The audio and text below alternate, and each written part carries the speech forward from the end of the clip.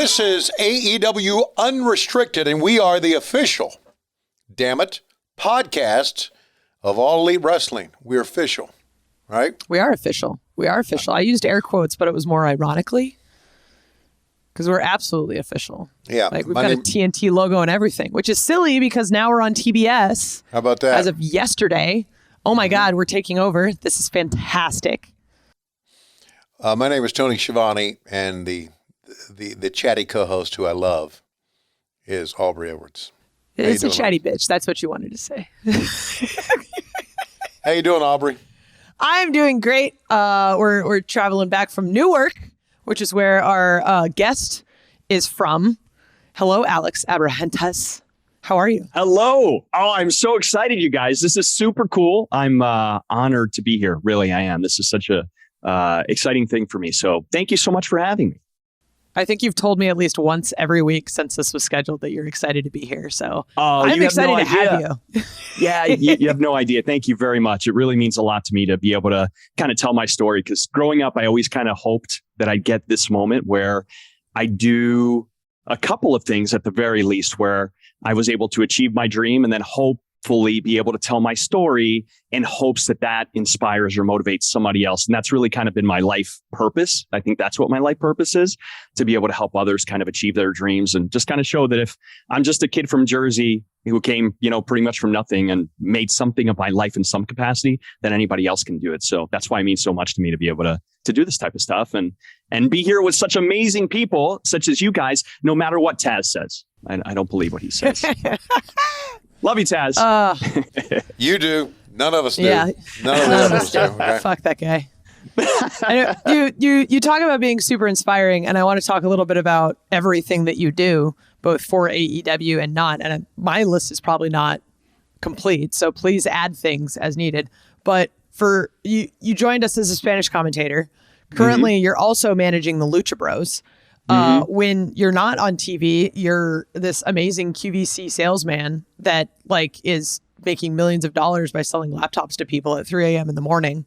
And I don't know about the millions. Where'd you get that fact? I don't know. Hey, this is wrestling. I'm supposed to put you over, man. Oh, thanks. Okay, keep going. Yeah. I think you now host a vlog about vlogs, Elite Soup. Yeah. You do the Dynamite pre-show. You're a pug lover. Like, if you're not following Alex on Instagram, do, because his dogs are absolutely adorable and wonderful. Thank you. So yeah. And anything I'm missing? What else do you do? Oh, goodness. I don't know. Sometimes I legitimately have to look at my calendar every day to figure out, okay, what am I doing now? But that's the cool thing about life. You can be as busy as you want to be or not, right? And for me, I'm like, we only have a certain amount of hours in the day. And there's so much that I want to do and so much that I want to keep doing that I just have to find times to maximize my day. So I literally will write down my day and be like, all right, I got to do this, this, this, and this. And like every day is kind of like that. But, that's just kind of who I am. I just love to be productive. I just feel like if I'm sitting down doing nothing, I could be doing something, You also do you still do the Dynamite post-game show? We don't do that as often because now with Rampage, it's a bit challenging. Right. Yeah, that's right. But, whenever we can, we'll do things like, obviously the Fan Fest. So I'll help with that as well, which is super cool. We have our pay-per-view events coming up. Obviously Revolution, very exciting Fan Fest coming up in Orlando. So that's going to be awesome. So things like that. And I'm running around backstage doing a bunch of different things. I wear a bunch of hats, and I couldn't be more grateful to do what I do and run around like a maniac every week. I get my cardio in backstage for sure. Well, one thing that Alex does, I think that you really do that is great, is that when the Lucha Brothers are out, you put a lot of effort into getting the fans pumped up and getting the fans excited. I mean, that is so vital to us. That's something I don't think that many people realize, because we want fan response. It's important to our product. It's important to hear the fans cheer, to get behind whomever. And you are kind of like acting as a cheerleader out there. So I think that's a very, very important part that may get overlooked. I know it's not overlooked by Tony Khan. I know that from talking to him, but it's a very vital, important part of what we do. That makes me feel like $1 million. Thank you so much, Tony.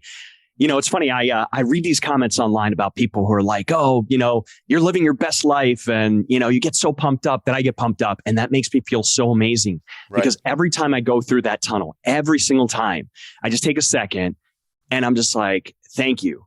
I just say thank you so much because I worked so hard. Like this has always been my dream to be able to go through there. As a kid, I would dream about what it'd be like to go through a curtain and hear entrance music and carry a championship belt and just hear and see the crowd. And, I went to every single wrestling show that I possibly could growing up and cheered my head off. So now to be doing what I'm doing, it's like I have to pinch myself every time I go out there. And I am just genuinely excited and thrilled, and it just never gets old. And it doesn't matter whether there's 2 people in the audience or 2 million people in the audience. It's the same exact feeling each and every time. And it's just such a thrill and such a dream. So it just makes me feel so emotional thinking about it because it really means the world to me. I think because most people know you as your on-screen manager persona now, I kind of want to talk about how you got into that. And I think it was, correct me if I'm wrong, but the match between Cody and Penta in Jacksonville, where we were first introduced to the Penta Says. And I remember watching this because Penta has this incredible charisma, which him and Ray both, right? Like it's one of the things that makes them absolutely great is that their faces are for the majority covered, but they're still coming across as the characters that they portray. And you yourself added this extra level of charisma to everything that you were translating. And who proposed the idea of you being the translator? Because obviously it went so well, and it kind of like opened up all these other opportunities for you. So it's kind of I guess not a crazy story, but to me, it's just crazy of how everything kind of evolved, right? And so I did an interview a while back, which I thought was only going to be on social media. And it was Rey Fenix and the Murder Hawk Monster, Lance Archer. And Tony wanted me to interview them both and translate what Ray said. So I did it. And I'm like, oh my God, this is so awesome. Like, I'm just so honored to be able to do this. Because at that point, I was just doing the Spanish commentary, doing the pre-show, post-show stuff. And he came up to me and said, hey, can you do this? I said, absolutely. So I thought it was going to be just a social media thing. Then it was used for Dynamite. And I was like, wow, this is so cool. Then I remember seeing Tony, I think that night after it aired or something like that. And he's like, oh yeah, listen, Penta's going to be on commentary. Just giving you a heads up. And I said, oh, very cool. Great. And I love Penta. I'm like, this is fantastic. So basically, I was told day of, and Penta and I got together and we were talking about, okay, here's kind of the plan. And here's what I'm going to say. And I got together and spent pretty much the entire day with him, just making sure that we had it, because this was his big moment. Like, he's never spoken really for the most part, and never in English. So this is like a really big deal. And I was so pumped for him. And then obviously I was thrilled that I got a chance to kind of help him out with this. So spent the entire day kind of prepping with him. And I could tell that he was nervous because this was obviously such a big deal, right? This is live TV, Dynamite. This is his moment. We had just finished Revolution and he was going to have this, this match with Cody that he wanted, right? So we start with Dynamite. Penta's sitting with us at Spanish commentary. The moment comes. Cody starts talking. Penta grabs the microphone and he says, hey, Alex. So I go along with him. So Penta says, essentially, hey, Cody, I'm 1,000 times better than you. And at the moment, I'm kind of processing everything. And I'm thinking to myself, if I say this just as a translator, it's going to be flat. And that's not what Penta is. Penta's all about passion and excitement. And just, you can see it. When you see him, you just automatically get amped up because the guy is just, pure charisma, right? So I said to myself, I can't just translate this just like a commentator. This is going to be flat. And I know we're building to this. So there's passion behind his voice. I have to be passionate too. So I remember saying, hey, Cody, Penta says he's 1,000 times better than you. And I needed to match what Penta was saying. And the Penta says just came out, because I was like, well, that's what he's saying. So then he then says, if you're the Prince of Pro Wrestling, I'm the Lord of Lucha Libre. Well, then I remember I said Penta says first. I said Penta says, and the second time I was like, oh man, all right. If he continues, I have to continue this. It just makes sense. So then we got a reaction there. And here's the kicker that a lot of people don't know. So at Daly's place, we were coming down the steps, and I was supposed to kind of stop halfway during that second thing. But I was concerned that if something went wrong with what he was going to deliver at the very end, that I could be there for him, because I knew how important it was to get this over and for this to work. We're on live TV. So I remember telling everybody, I'm like, hey, I'm going to go down with him. And I told Penta, anything that you need, I'm right here with you. Like, I, want to make sure that he felt comfortable that he was there. So we go down, and here's the big moment. Here's the kicker where he's going to deliver the line that sparks Cody to jump the barricade and attack him. So here we go. And it was so bizarre. It was so surreal. It was like a heartbeat was playing in my head. It was like, doom, doom, doom, doom, because he's got the microphone and everything was like in slow motion. And I knew that if he nailed this line, it was going to be it. But if he didn't, I knew this was going to be a big moment. So here he goes, and he says, hey, Cody, you know what, Cody? And then I'm like, uh-oh. You know what? Are you serious? And then he turns to me and whispers in my ear, and I'm like, here we go. And I said it. And I said, you know what, Cody? You're lucky Penta didn't break your arm. Otherwise, you wouldn't be able to hold your newborn baby girl. And then the crowd went nuts. Cody jumped the barricade. And I knew at that moment, oh my God, something just happened. Like, I couldn't explain it. Intuitively, I was like, this was like magic. And I was like, I cannot believe this is happening. And I was just like, wow, what a moment. And then that was it. And I just didn't know what was going to happen next.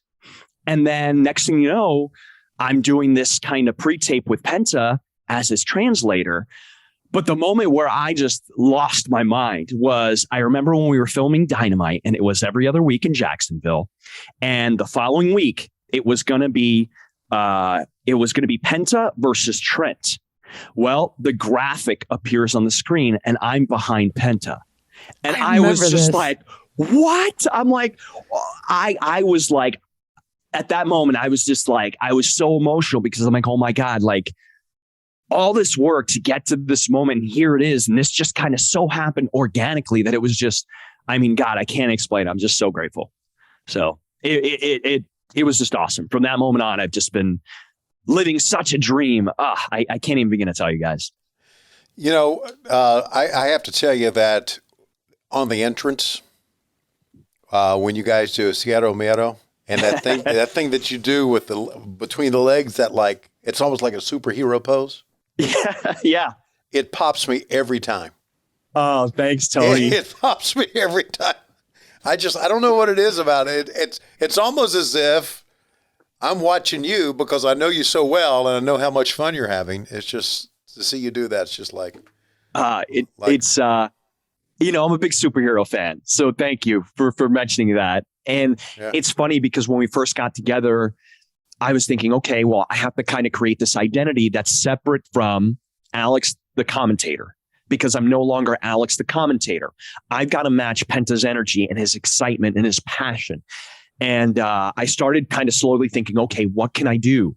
And that very first time that we went out, I remember asking Penta, I'm like, Penta, what do you want me to do? Like, and he's like, he's such like, it's so funny for as focused and as vicious as he's seen, he's also so laid back and chill and just the nicest guy, right? Right. And so I'm like, crap. I'm like, I know I can't just go out there and just be some normal commentator guy. That would just bring him down. So I'm like, I've got to match his energy. So I'm like, what do I do? I'm like, well, he does Cero Miedo. So I did it the first time, and then as I kind of gained my confidence in kind of figuring out this character of who this version of Alex is, it became a little bit more absurd and a little bit more ridiculous. And now I give everything I got with that Cero Miedo.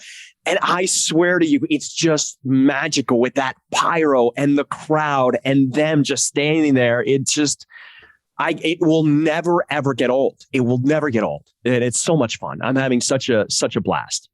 I think also the kind of it getting ridiculous and it going over the top will also describe kind of what you wear coming to the ring, because speaking of having to match Penta, Penta's style is very unique. It's very eclectic. It's very out there. And then I think the first time you showed up in the same jacket, but was like opposite colors, I'm like, oh, this guy gets it. He knows exactly what he's doing. We actually had someone, Blue Notes 1, we'll do fan questions later, but someone brought it up. It's like, they were talking about the shoes that you wore recently that like were basically something like Gene Simmons of Kiss would wear. Yeah. How did the decision to start matching the level of style come up? Well, I knew it right away. You know, being in the business a long time, I'm like, your identity is everything, right? And you have to do things that stand out and help people remember who you are and kind of create this version of yourself that then is kind of marketable. So initially I was wearing these kind of over the top jackets and these jeans and whatnot. And then when Fenix came back, because initially I was just working with Penta and Fenix was hurt at the time. So when they came back, we kind of got together and said, okay, here's kind of what they told me. This is kind of what the Lucha Brothers are about. And this is kind of what we like. So I kind of changed my look a little bit. So I'm a little bit more in these more modern suits now, but still with the gloves, still with the kind of crazy shoes. So it's a little bit more of a elegant look because I'm representing kind of the tag team champions. So it's been a little bit of an evolution. And it takes time to kind of define your character and learn and get comfortable with who you are and what this particular version of yourself is. So yeah, I always want to do something that helps people remember. And the Lucha Brothers are such a one-of-a-kind tag team. And they're just, I mean, their fashion sense from what they look like, from the stuff that they do in the ring is so flashy and so excitement that I'm just a normal, just everyday looking guy. I've got to find a way to complement what they do. And I think we've kind of found a happy balance with doing that. And I do put a lot of effort into the look each and every time I go out there. I try to do something different, wear something that complements them, because I truly believe it's important, especially since we're a group. The normal, everyday looking guy is Alex Abrahantes, who's had quite a journey in wrestling. We'll talk about that when we continue on AEW Unrestricted. So you guys know we travel every single week for AEW Dynamite and Rampage, and that means we're constantly using unsecure airport Wi-Fi, hotel Wi-Fi, arena Wi-Fi, and security is super, super important. I'm not worried about hackers stealing my data because I use NordVPN on my phone, my laptop, every single device, and it gives me huge peace of mind. Yeah, let me tell you this, and most of you know this, but this is very important because it's true. They're everywhere. They're hacker. If you go on to a public internet, it's really cool. You go into the airport, go into Starbucks, go into a restaurant, and they say, hey, free Wi-Fi. There's somebody around looking to hack into your information. But with NordVPN, that's not going to happen, right, Aubrey? That's right. My internet traffic is routed through secure encrypted channels, which protects my data, my privacy. I can use NordVPN up on 6 devices. I can use it up to 6 devices. So everything is protected, not just my laptop, but my phone, everything else. Absolutely. So, Aubrey, and I know you are in charge of gaming with AEW, and I know that's a very, very big deal, having a VPN to protect everything.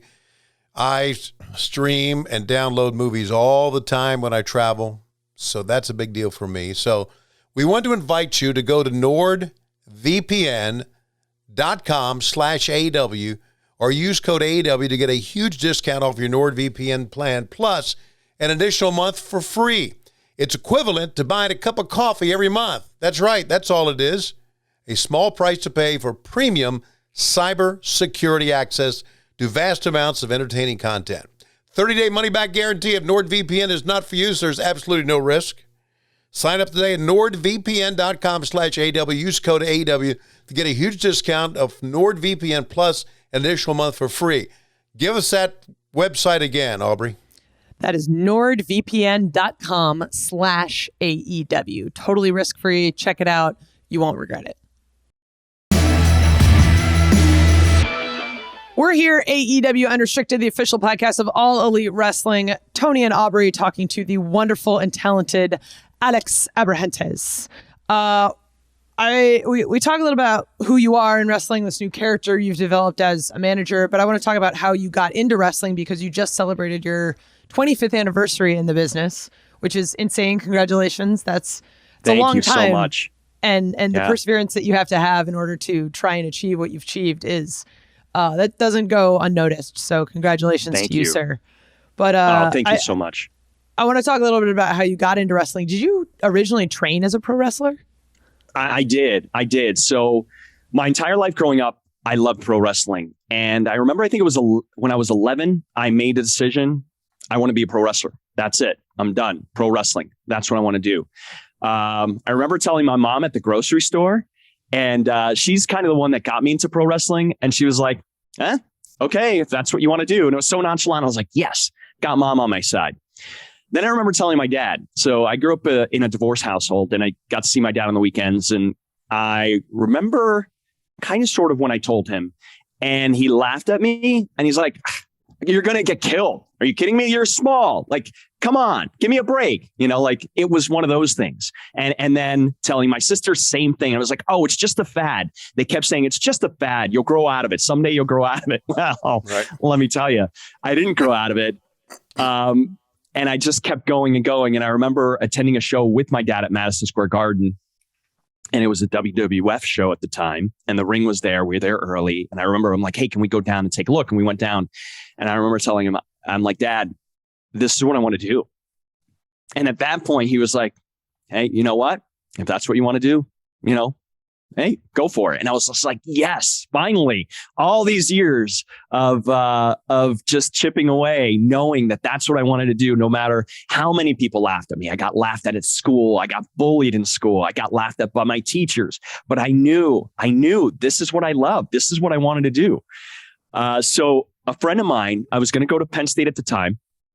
A friend of mine met a guy online in an AOL chat room, because it was WWF chat room at the time. And he's like, hey, so my buddy Anthony, I think texted me or called me, because at that point we didn't have text. He's like, hey, I just chatted with some guy who says he goes to Penn State, who says he can train you when you go there. And I'm like, wait, what? This is amazing. So I end up going to Penn State, reach out to the guy. He starts training me. Little did I know, because I didn't know anything, that it was just some backyard wrestler training me backyard. I had no idea, because at that point, it wasn't like all this wealth of information. There aren't these amazing resources online, professional schools that you can go to. Like, I had no idea how to get started. So this was my only in. So I do that. I start training with this guy. And then I don't know how many weeks later, I have my first match on December 6th, 1996. And I'm wrestling him, and I have no business being in a wrestling ring. None. He gives me a brain buster. Like, my entire right side, I think, went numb. And I was like, oh, this is weird. I separated my shoulder in the match. Right. Whoa.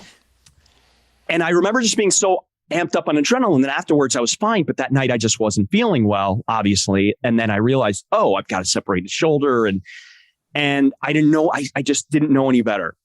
But through this process, I ended up making connection at the Hearts. And I ended up going that summer and spending my entire life savings to train in Calgary, Alberta, Canada with the Hearts. And I spent 3 months up there. And honestly, it was such a dream come true, because I remember in middle school, like, staring at the map. You know how they used to have those maps in the classroom of like the United States and whatnot? I remember always staring at Calgary, Alberta, Canada, and telling myself, someday I'm going to go up there. And I just kept dreaming about it. And there it was. I had the honor of training in the dungeon, and it was such an amazing experience. Like, I bet. My first session, Stu comes down from the kitchen and watches me train, and that was a big honor. And it was so amazing. And I got a chance to bond with the Hearts and eat Sunday dinner at their house multiple times. And at the time, it was 98, I believe it was. And this was when the whole Brett and Sean thing was going on. And I was hearing what was going on backstage through the Hearts. And then Canadian Stampede just happened to be taking place, the pay-per-view, the In Your House, where it was the Hart Foundation versus Austin LOD, Gold Dust, right? And I was there backstage. And I will never, ever forget that night. It was one of the most magical nights. The crowd was just so electric, and just getting a chance to meet everybody backstage. And it was mind blowing. I couldn't have written a better story for me as a lifelong pro wrestling fan to have that experience. So yeah, that's kind of how I got into the business. So you got to know Owen Hart. This 98 was before he passed away. Yeah. Yeah. Okay. So you worked during that time.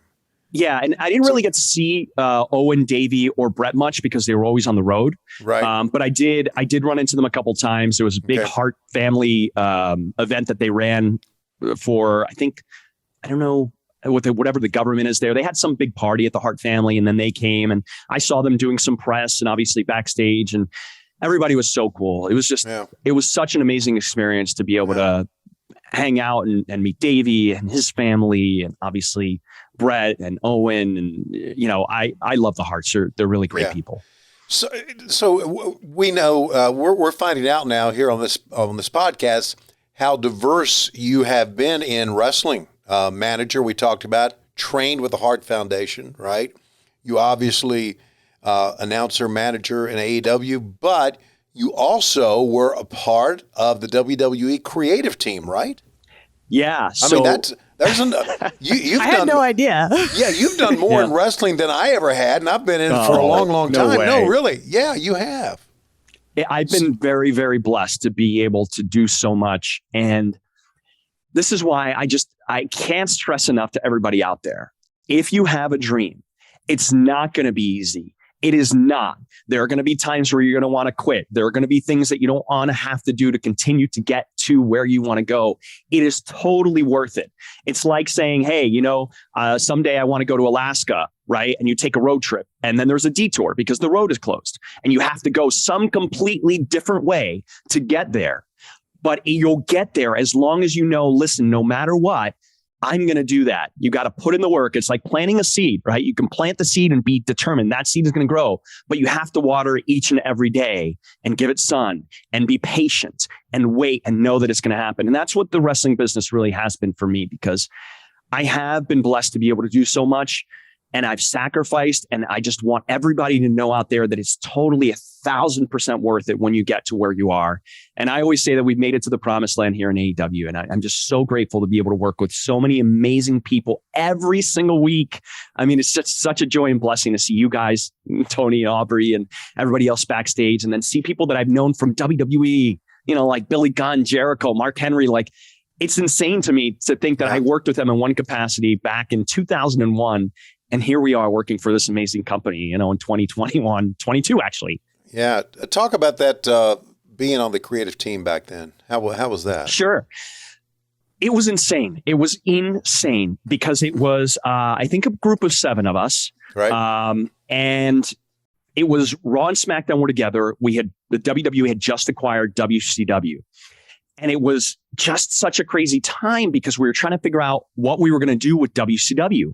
And there weren't a lot of people who knew a lot about WCW.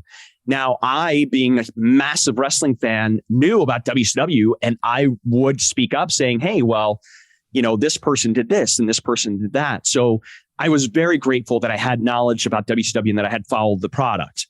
But it was insane. Like, I remember working from the morning I got up to the morning I went to bed. And one day there felt like an eternity. It had its amazing points because here I am, 23 at the time, on top of the mountain, essentially.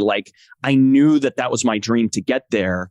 And it was insane working with Austin. My first night, I sat on the couch in Vince's office at an arena, and sitting next to me are Stone Cold Steve Austin, The Undertaker, Triple H, and Vince. And I'm just literally I can't believe this is insane. This is insane. What the hell am I doing here type thing, yeah, right? Exactly. 100%. I was like, this is insane. So it was an amazing experience. And listen, there are some great people that work there, and there is some ups and downs, just like there are in any company. And I'm really grateful to have had that experience, and that experience helped me get to where I am today. So it was, filled with ups and downs, just like any opportunity, any job. But yeah, I'm really grateful that I had that experience. So how did you end up making the transition to broadcasting? So wrestling was always my thing. I graduated with a degree in broadcast journalism, and I swore I'd never use it. I never, because I knew. Funny story. I don't need a degree in broadcast journalism to be a professional wrestler or to work in the wrestling industry. You don't need one to become an announcer.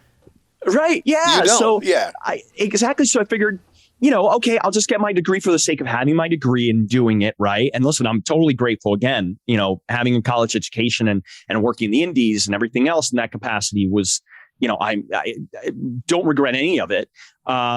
So I started my own company for actors, models, and entertainers in New York after WWE. And I started pursuing acting and I started doing stuff in that realm. But the wrestling bug was still there. Like it's inside of me. It's who I am. I can never get away with it. I get away from it. So I started a site where I would post entertainment industry news. And I'm like, well, pro wrestling is entertainment. I want to start doing stuff for that. I didn't want to make it a dirt sheet. I wanted to be a business side where wrestling fans who wanted to pursue a job in the wrestling industry could maybe go and get information. So I started creating a database of independent pro wrestling organizations. And I discovered one in New Jersey. Well, it turned out to be the same town that my dad is from. And I'm like, well, this is kind of weird. So the guy emailed me and is like, hey, can you post my stuff on your site? And I see his name and I'm like, wait a second. My dad had employed him for many years and I worked with him many years in the summer for my dad. And all we did was talk pro wrestling. And here he is running his own pro wrestling company or promotion in the same town. And I'm like, this is bizarre. So I'm like, oh my God, this is crazy. So I ended up talking to him and I'm like, this is so cool. Well, a couple of weeks before that, I had actually gone to TNA. They were filming in Orlando, Florida, full circle moment, right? Universal. And I had reached out to David Sahadi, who was a producer at WWE. And I said, listen, I love this business. I can't get away from it. I think TNA is going somewhere. I really want to be a part of it. Like, how can I get involved? So he's like, listen, come down. I'll introduce you to Dixie and see what happens. I'm like, great. So I went down. I met a bunch of people in the backstage, reconnected with some people, met Dixie. And I met this guy named Jay Lethal. Well, Jay Lethal was an up and coming pro wrestler who was from Elizabeth, New Jersey. I grew up in Elizabeth, New Jersey. So right away, I'm like, this is so cool. So I met him, right? And I hit it off. And I'm like, this is so neat. Congrats. This is great to see somebody from Elizabeth make it. And sure enough, a couple weeks later, this is when I went to that wrestling school that my friend, the guy that my dad employed, ran. And I'm talking to him. And what does he tell me? Oh, yeah. And my head trainer is Jay Lethal. And I was just like, what? This is all meant to be. Yes, it was so weird. It was so crazy. So sure enough, I can't remember whether it was that day or I came back, but then Jay Lethal walks through the door and I'm like, hey, this is so bizarre. So anyway, I ended up working and managing, ironically enough, because I always wanted to do the managing stuff. I was wrestling and I'm like, I've never done managing and I think I can do this. So I started managing for that promotion and I became good friends with Jay.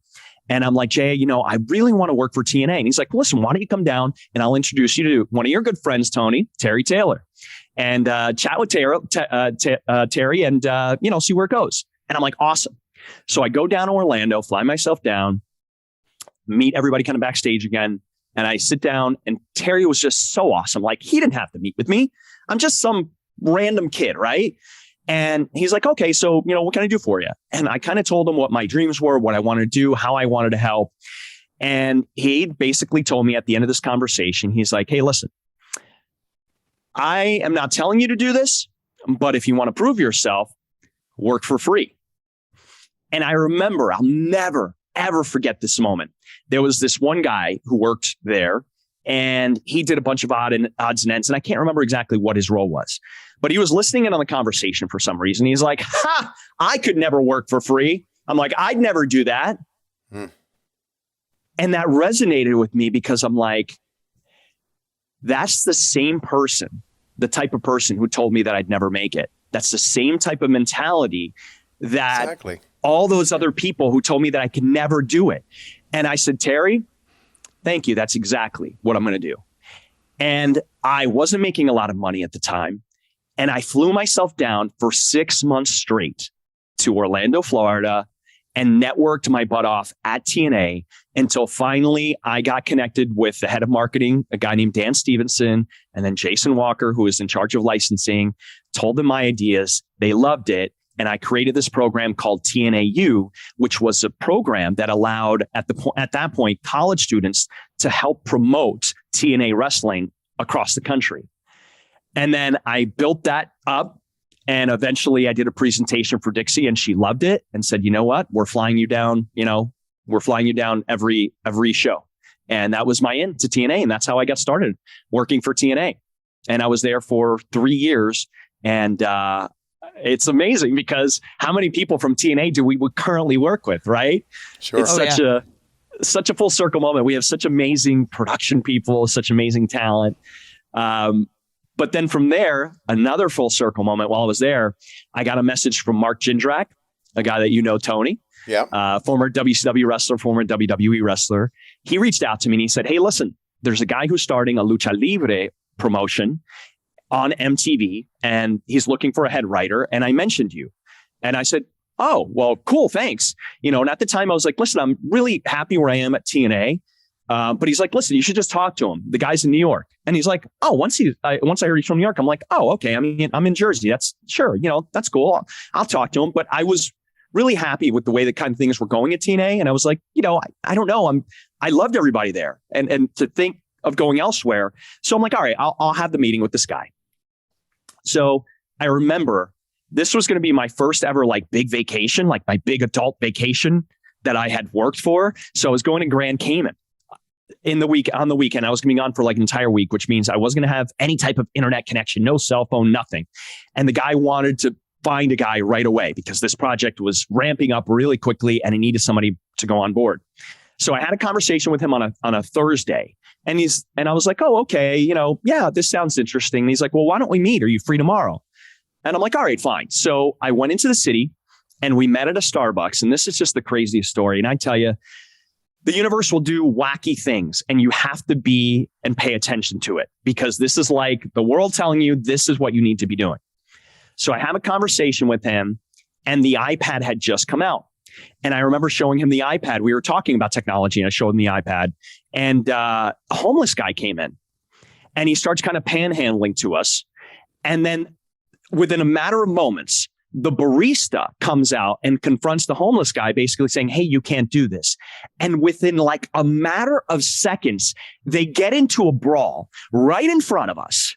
The homeless guy's cane ends up in my hand. I'm standing on this side of the table. Steve Shipp, the guy that I was talking to about Lucha Libre USA, is on the other side. And we're looking at each other like, this is the most bizarre meeting that we've it was just ridiculous. What are the chances this brawl breaks out? Right. And at that moment, I'm like, I think I'm supposed to be doing Lucha Libre USA. So I made the choice and ended up becoming the head writer and eventually the vice president of Lucha Libre USA, Masked Warriors on MTV. So yeah, crazy, right? Yeah. This is your journey, your story is really an amazing one. And not only that, it is one that everybody should look at when they want to get ahead in life or live out their dream. We're going to talk more to Alex about his journey and also field some fan questions when we continue on AEW Unrestricted.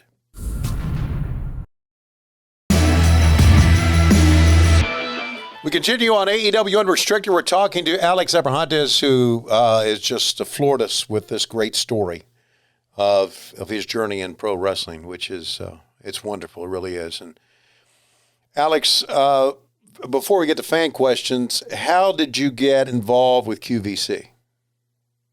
Well, again, it's such a bizarre thing. So I was talking about Lucha Libre USA, and that was such an awesome experience because I got to do so much from booking the shows, writing the shows, producing pre-tapes, hiring talent, you name it. It was awesome. But unfortunately, it ended up not working out in the long run, issues with investors and trying to get it going. And I ended up, unfortunately, trying to do it all myself because people just kind of kept falling out.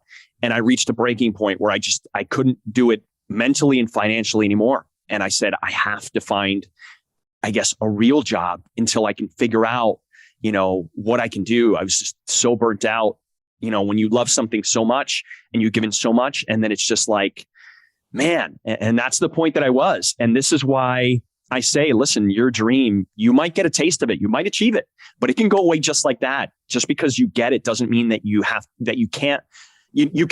to continue to work for it. You have to continue to work for it.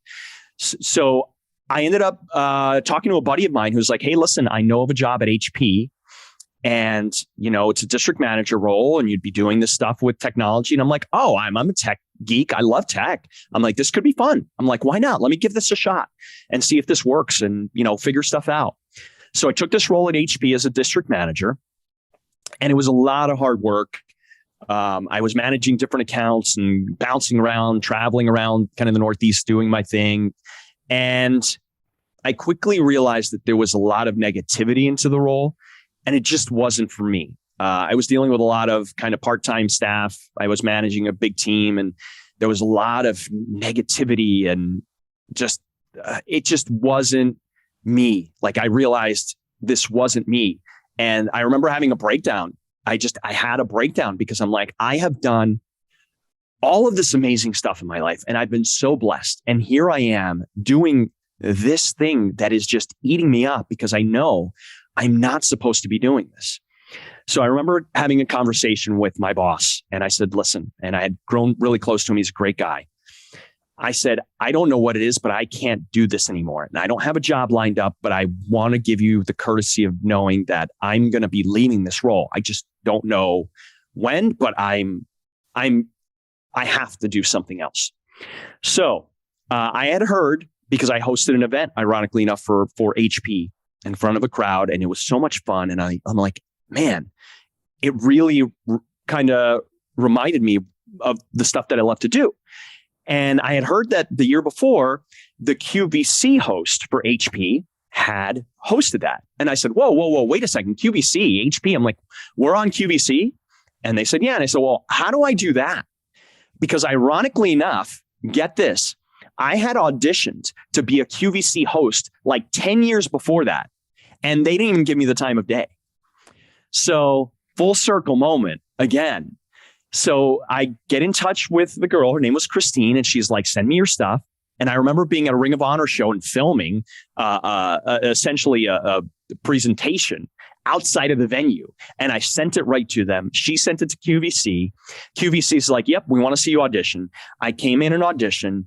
And at that moment, they said, there's no reason why you shouldn't be doing this. And I was just like, God. I couldn't believe it. I'm like, wow. I'm like, thank you. So here's the thing. I had told myself just a couple weeks before this audition, I said, I'm either going to do this or I'm going to go on a cruise ship and become a cruise shopping guide, because I'm a big, massive cruise fan. And I had did a marketing job where I worked on a cruise ship for 3 weeks. And I said, universe, if I'm meant to be on QVC, then I'm meant to be on QVC. If not, I'm going on this cruise ship and seeing where life just takes me. Because at that point, I was just like, I knew I needed to get out of where I needed to be, and I needed to follow kind of my heart and do something that brought me joy and passion. And sure enough, QVC worked out. And here I am almost 6 years later as the face of HP on QVC. And, I really do like it and enjoy it. Actually, I love it. This is absolutely insane. Like, everything just like lines up in this fun, magical way. Like, the universe is just, it's like, hey, Alex, here you go. Here's a sign. Yeah, please so take it. Right. So you obviously believe in the theory that things are meant to be. Well, here's the thing. I believe in the law of attraction. I read the book The Secret back in, I think, 2002, and that changed my life, because I realized that at that point, everything I had achieved at that moment, there was a formula to. And the formula is you make the decision. Like, whatever you want, it's as easy as making a decision. You don't think about, oh, can I, or, oh, no. The first thing you need to do is make the decision. And I had made the decision. I wanted to be in the pro wrestling industry. I wanted to be a pro wrestler. I wanted to be on QVC. I wanted to be a manager someday, right? I made these decisions. How I got there was just how I got there. Like, I was going to put in the hard work no matter what. You have to put in the hard work. So the number one thing is make the decision. Number two is work towards it. Again, it's like watering that sprout, that seed that you planted. You have to water every day. Do something that's going to push you to that goal. There's going to be turns all across the way, because there were for me, right? Every turn ended up taking me here to AEW, where I am the happiest that I've ever been in my entire life. Working with amazing people, living my dream every single day, right? Going through that tunnel, hearing that crowd, being with the Lucha Bros. I mean, I can just go on and on about it, but I tell you, it is so worth it. You just have to follow that formula and believe that it's going to happen, and then just put the work and make it happen, because it will. It's so great. And, you know, I'm going to segue from your QVC story into our fan questions. Because this first one's pretty great. Question from Phoenix. Any plans for an Alex Abrahantes infomercial for AEW Shop or AEW Games? Wait, okay, there's so many things to unpack. First off, did it come from this, Phoenix? I don't know. No. Phoenix on Twitter. Him if it is. No, it's different. Okay. Phoenix. Okay, PH, good. He didn't have the blue check mark. Okay. No. Okay, very good. So infomercial. Well, listen, I'd love to do an infomercial for AEW, and it's for AEW Games. Was that it? Games and Shop. Oh, yeah. So it's funny. We have had kind of conversations. One of the things that I've always wanted to do in AEW from day one, actually, is do something with merch, like a merch show. So yeah, it's funny that you mentioned that. It's always been one of the things that I've had the idea of to do. And I think someday we will eventually get there. It's just we have so much going on at all times at AEW that it's kind of hard to find the time to do everything. But I think it's a matter of time. And then regarding games, you know, I'm a huge gamer. So anything to do with games, I love. Oh, yeah. AEW Wild Ones, how was it to work with The Rock back in the day when he was in his Hollywood persona? The Rock is exactly what you see on Instagram. Like, he is such an amazing person. Like, he is such a one-of-a-kind, amazing human being. So I had did that segment a year after I had left WWE, and I came back to say hi to everybody. And I didn't get a chance to work with The Rock because he was out doing Scorpion King. So I hadn't met him. And I remember Brian Gewirtz, the head writer at the time of Raw, said, "Hey, you want to do this thing with Rock?" I'm like, yeah. So he's like, "All right, here you go." And I got a chance to kind of hang out with him before we shot that. And he was just genuinely the nicest human being on earth. Like, he was just such a great guy, where he didn't have to be, right? He was a Hollywood star. He had done everything in the pro wrestling business. And I remember specifically, and it just resonated with me so much at the end, him thanking me. He's like, "Oh, we'll work together again someday." And I'm like, "Oh, I hope so." And he's like, "No, we will." And he was so adamant about it. And I'm like, well, I guess that's something that's going to happen at someday. And I still have my fingers crossed, because he's just such an amazing human being. And I am just so happy for everything that he's done and all the success that he's had. And he is a guy that you can look at who is the true representation of the American dream, right? Like, good for him. You know, way to go, Dwayne. It's awesome to see what you're doing. I want to make sure we hit on some of these toy questions before we're out of time. Oh, okay. All right. Johnny Cisco asks, who is your favorite Transformer, and how great was the 86 movie? Oh, all right. So, I mean, amazing. I just watched the 86 movie a couple weeks ago. I bought it on Blu-ray, and it still holds up.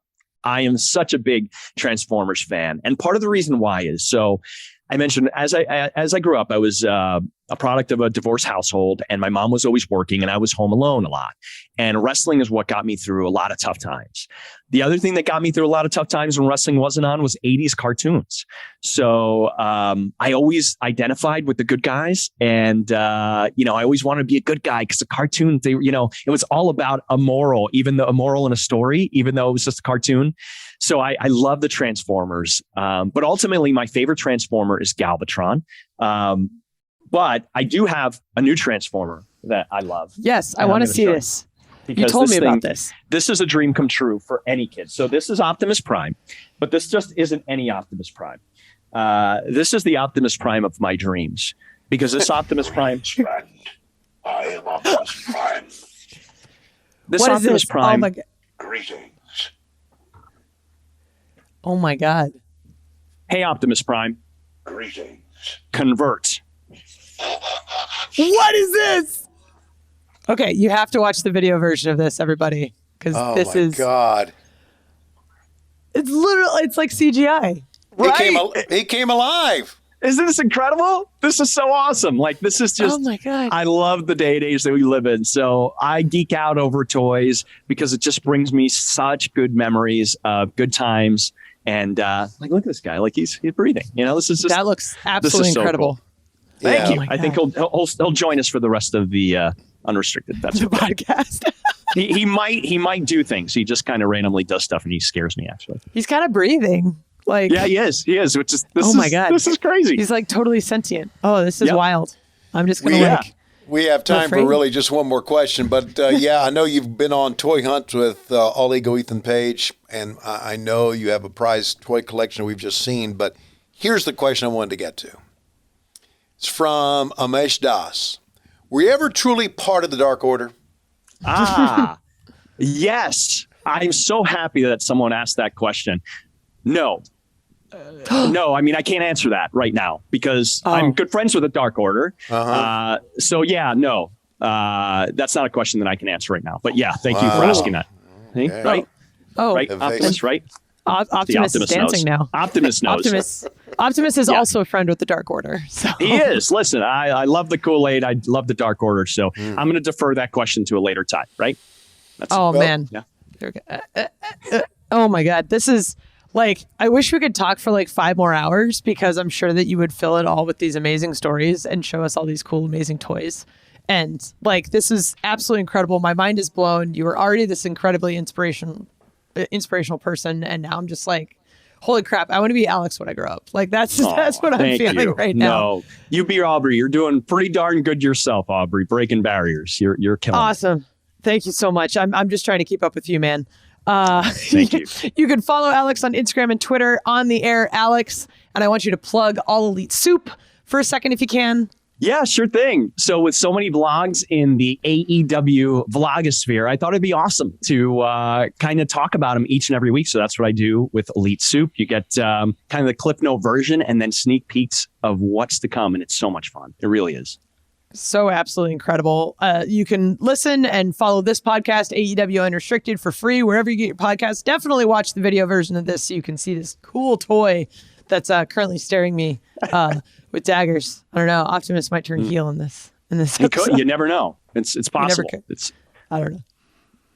Also, don't forget, Elevation comes your way Monday nights, AEW Dark on Tuesday, both on YouTube. Friday nights, we have a Rampage, 10 o'clock on TNT, and Dynamite Wednesday on TBS. That's right. As of yesterday. This is exciting. Right. We're taking over. Absolutely. That's right. Of course, Alex, you can reach him on Instagram and Twitter at On The Air Alex. That's ALEX. Definitely. So, Alex, great stories, man. Great inspiration. Thank you. You're a tremendous guy to work with in the backstage area. You're always positive. You always have a lot of energy. And now we know why. You've worked hard to get where you are, buddy. Thanks for all you do. Thanks, guys. I can't thank you enough. I really appreciate it. And I love seeing you guys each and every week. And love all you fans out there. Thank you so much for supporting AEW. Just keep believing in yourself, doing what you got to do, stay positive, and be a good person, and great things will come to you. I'm Aubrey Edwards with my co-host, Tony Schiavone. Thank you so much for listening to AEW Unrestricted.